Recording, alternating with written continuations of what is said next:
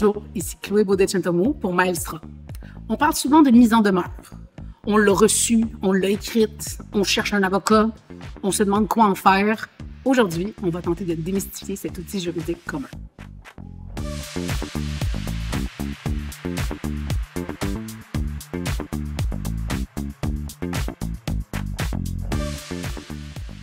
Qu'est-ce qu'une mise en demeure?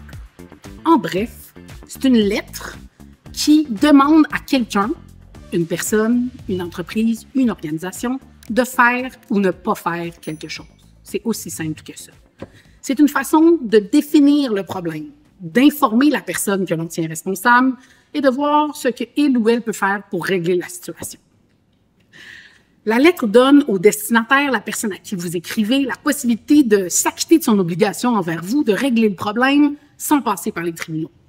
Le fait d'envoyer une mise en demeure, soyons clairs, ne vous oblige pas à les poursuivre par la suite. C'est une première étape avant les tribunaux. La mise en demeure peut amener le destinataire à conclure un règlement à l'amiable avec vous. Ça peut aussi vous mener à aller en négociation, en médiation, ou ça peut vous mener devant les tribunaux. Dans quelle situation est-ce que la lettre de mise en demeure est obligatoire? Aussi surprenant que ça puisse être, c'est très rare qu'une lettre de mise en demeure est obligatoire. Il y a certains cas d'espèce prévus spécifiquement au Code civil qui le réclament. Par exemple, lorsqu'un vendeur veut annuler la vente d'un immeuble, il va parfois être obligé d'envoyer une mise en demeure à l'acheteur ou un avis écrit qui lui ressemble. S'il ne le fait pas, il ne pourra pas reprendre possession de son immeuble. Dans les cas de vice caché aussi, on demande d'envoyer un avis à la personne ou à la municipalité concernée par rapport à des dommages matériaux. Si on ne le fait pas, on ne pourra pas réclamer l'argent qu'on a dépensé pour les travaux par la suite. Si vous n'êtes pas certain, si vous êtes dans une situation où est-ce que l'envoi de la mise en demeure est obligatoire, consultez un avocat, mais parallèlement à ça, la mise en demeure ne peut pas nuire réellement. Donc, ça peut être très utile de l'utiliser même dans une situation où est-ce qu'elle n'est pas obligatoire. Pourquoi est-ce qu'on l'utiliserait dans une situation où est-ce que c'est pas obligatoire? C'est un outil qui peut paraître très intimidant. On se demande si on a besoin d'un avocat pour la rédiger. Ce n'est pas le cas. On va voir un peu plus tard comment est-ce qu'on peut rédiger une lettre de mise en demeure. Pourquoi le faire, donc, si c'est pas obligatoire? Bien, premièrement, parce que la lettre de mise en demeure peut encourager une personne à régler le conflit avant d'être poursuivie. Dans certaines situations, ça va démontrer le sérieux de la situation, le sérieux du problème, puis ça va pouvoir encourager la personne à venir vous parler, puis inciter les deux parties à convenir d'un règlement. Dans les situations, par exemple, où est-ce que vous allez de l'avant puis vous décidez de poursuivre la personne, il y aura des frais à payer au palais de justice. Ces frais-là, normalement, lorsque vous gagnez, peuvent vous être remboursés. Si, cependant, vous n'avez pas envoyé de lettre de mise en demeure et que la personne, lorsqu'elle se présente à la cour, accepte rapidement de payer, vous ne pourrez pas obtenir ces frais-là en remboursement puisque la justice considère que vous auriez pu agir hors des tribunaux. Vous aurez donc payé ces frais-là, même si vous avez gagné votre cause. Comment rédiger une lettre de mise en demeure?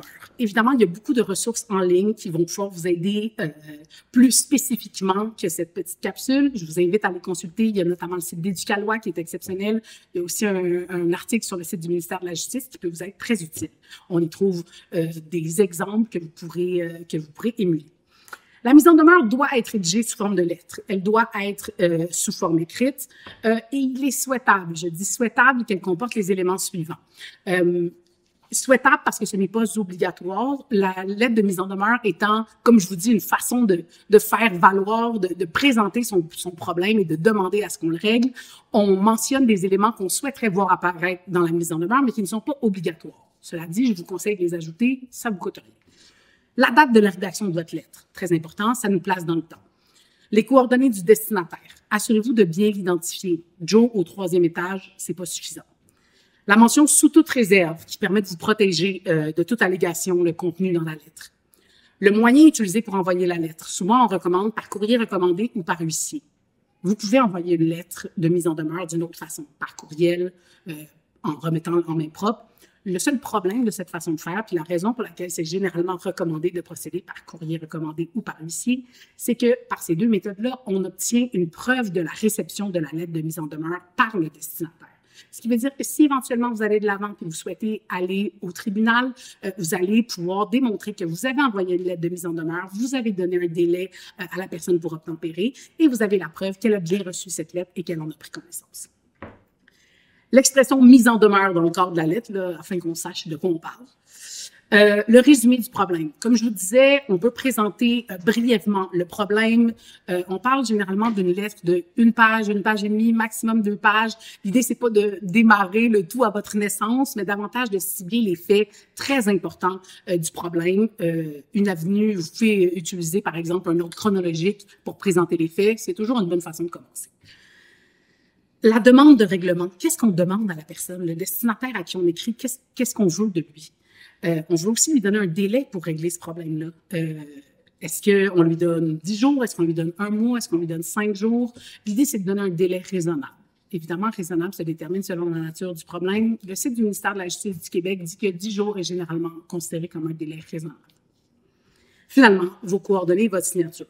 Idéalement, quelqu'un va lorsque le destinataire reçoit cette lettre-là, il va vous contacter, puis il va vouloir régler, puis vous n'aurez même pas besoin de vous présenter devant les tribunaux. Si jamais vous êtes le récipiendaire de cette lettre, qu'est-ce qu'on fait si on reçoit une lettre de mise en demeure?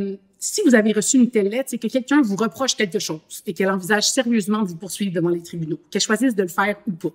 On dit que c'est souvent un dernier avertissement avant cette étape-là qu'est la poursuite devant les tribunaux. Par contre, c'est pas parce que vous recevez une lettre de mise en demeure que vous allez nécessairement être poursuivi. Comme je vous disais, lorsque vous recevez une lettre de mise en demeure, vous pouvez choisir d'aller voir la personne qui vous l'a envoyée puis de tenter de régler le problème. Si c'est difficile de le faire à deux, vous pouvez également mandater des professionnels comme des médiateurs, des arbitres pour vous aider à passer au-delà de votre impasse puis trouver un règlement. Sinon, évidemment, vous pouvez aller devant les tribunaux. J'espère que ça vous aura aidé un peu à comprendre la mise en demeure, ses effets, mais surtout de vous inciter à consulter les ressources qui existent. Donc, comme je vous disais, en ligne, il y a une tonne de ressources gratuites qui peuvent vous aider, soit lorsque vous en recevez, soit lorsque vous voulez en rédiger. Je vous invite à consulter les sites d'Éducalois et du ministère de la Justice pour la rédaction des lettres de mise en demeure. Et si jamais vous recevez une lettre de mise en demeure et vous souhaitez être certain de ce qui en ressort, vous pouvez évidemment contacter les centres de justice de proximité qui se trouvent partout au Québec, parce que des notaires et avocats travaillent pour donner de l'information juridique, répondre à vos questions, puis vous assurer que vous êtes sur la page. À une prochaine capsule sur Maestrom. Merci.